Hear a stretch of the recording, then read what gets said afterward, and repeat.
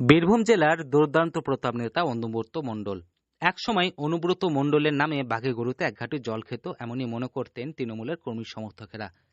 ঠিক প্রায় ২ বছর আগে বোলপুর শহরের নিচুবর্তী এলাকার নীলরঙা বাড়ি থেকে তাকে গ্রেপ্তার করে নিয়ে গিয়েছিল সিবিআই। সেই দিন উপচে পড়েছিল ভিড়। বর্তমানে তিহারে জেলবন্দি রয়েছেন অনুব্রত মণ্ডল।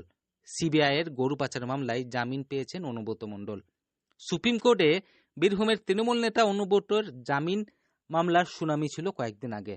শুনানি শেষে অনুব্রতর জামিন মঞ্জুর করে বিচারপতি বেলা এম ত্রিবেদী এবং বিচারপতি সতীশচন্দ্র শর্মার ডিভিশন বেঞ্চ অনুব্রতের জামিন মঞ্জুর করলেও এখনই তিনি তিহার থেকে মুক্তি পাচ্ছেন না।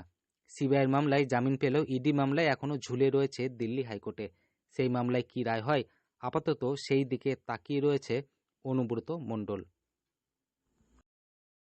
আমাদের ভালো সম্পর্ক ছিল, মোদক ভালোবাসতো, পূজা অর্চনা ভালোবাসতো। যখন সময় পেত তখন ঠিকভাবে আসতো, এক দিন অন্তর আসতো। যতদিন 9 দিন ছিল 9 দিন দেখা করতো, সবাইকে বলতো যে দেখিস এরা বাইরে থেকে এসেছে, ভালোভাবে পুজো হোক, নাম হোক, ভালোভাবে সাপোর্ট ছিল। তবে প্রায় 15 মাস পরে জামিন পেলেন তৃণমূল নেতা অনুব্রত মণ্ডলের কন্যা সুকন্যা মণ্ডল। মঙ্গলবার তার জামিন মঞ্জুর করেছে দিল্লি হাইকোর্ট। 10 লক্ষ টাকার ব্যক্তিগত বন্ডে জামিন পান তিনি। দিল্লি হাইকোর্টের বিচারপতি নীলা বনসল কৃষ্ণা তাকে শর্ত সাপেক্ষে জামিন দেন। যে শর্ত সাপেক্ষগুলি আরোপ করা হয়েছে সেগুলির মধ্যে হল, এই মামলার শুনানির সময় সুকন্যা নিম্ন আদালতে হাজিরা থাকতে হবে, তদন্তকারী অফিসারকে মোবাইল নম্বর দিতে হবে। ভালোই মানে সাপোর্ট এই ভালোই সাপোর্ট। 2 বছর ধরে উনি জেলাতে নেই, আপনারা ওনাকে মিস করছেন? অবশ্যই মিস হচ্ছে, মিস করছে। যত তাড়াতাড়ি আসবে দাদা, এত ভালোভাবে আমাদের পুজো হবে। আপনার নাম ও পরিচয়? দাদা সুজগতাপ, বোলপুর, সোনাপট্টি। আর অনুব্রত মণ্ডলের কন্যা সুকন্যা মণ্ডল বাড়ি ফিরলেও আপাতত বাড়ি ফিরছে না অনুব্রত মণ্ডল। আর তাতেই মুখ ভার যেন বেশ কয়েকজন মহারাষ্ট্রের মানুষজনের। কেষ্টরগড়ে মারাঠাদের বসবাস, তাদের উদ্যোগে সিদ্ধিদাতার পুজো, সেই গণেশ পুজোয় জৌলুস কমেছে বিগত 2 বছর ধরে। কারণ তিহার বন্দী রয়েছে অনুব্রত মণ্ডল।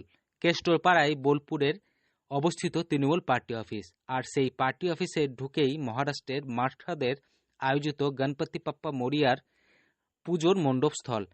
এই পুজোতে 10টি মারাঠা পরিবার মিলে আয়োজিত করেন। পুজো প্রায় 50 থেকে 60 জন সদস্য উপস্থিত হন। বিগত বেশ কয়েক বছর ধরে পুজো হয়ে আসছে। আর এই মারাঠা পরিবারের পাশে দাঁড়াতেন অনুব্রত মণ্ডল। তবে তিহারবন্দির কারণে 3 বছর তিনি অংশগ্রহণ করতে পারেননি। পুজো কমিটির মারাঠা পরিবারের সদস্যরা জানান যে যেহেতু অনুব্রত মণ্ডলের কন্যা সুকন্যা মণ্ডল বাড়ি ফিরছেন, তাই আমরা গণেশ বাবার কাছে প্রার্থনা করেছি যাতে অনুব্রত মণ্ডলও খুব শীঘ্রই বাড়ি ফিরে আসেন। বীরভূম থেকে সৌভিক রায় রিপোর্ট, লোকাল 18 বাংলা।